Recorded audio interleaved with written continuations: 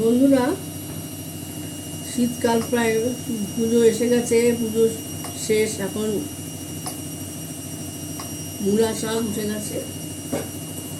এই যে মূলা শাক একটু ভাপিয়ে জল ফেলে দিয়েছি। মূলা শাকে খুব গ্যাস হয় তো। এই যে কড়াইতে তেল দিয়ে দিলাম।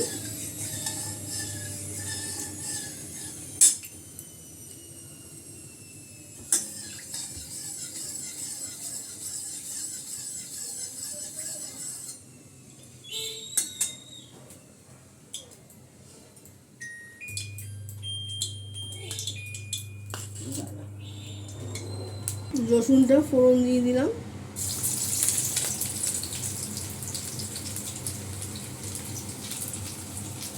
কালো জিরা শুকনো লঙ্কাও দিয়ে দিলাম।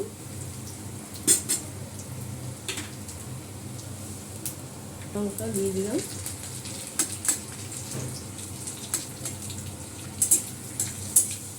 মূলা শাক রসুন ফোড়ন দিয়ে খেতে খুব ভালো লাগে, গন্ধটা।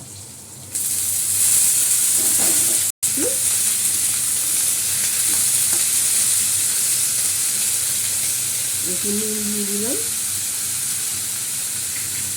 হলুদ দিয়ে লঙ্কা গুঁড়ো দিয়ে দিলাম।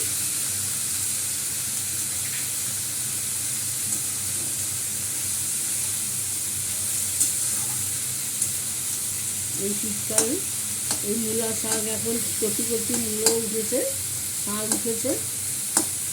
এরকম করে ভেজে খাবে, রসুন ফোড়ন দিয়ে খুব ভালো লাগে খেতে।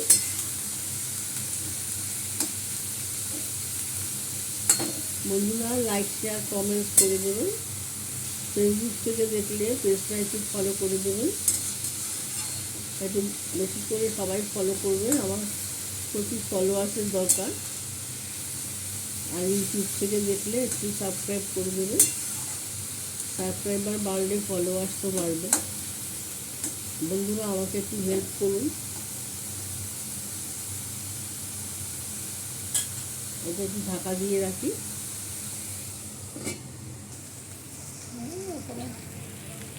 আমার শাক ভাজাটা হয়ে গেছে। বন্ধুরা,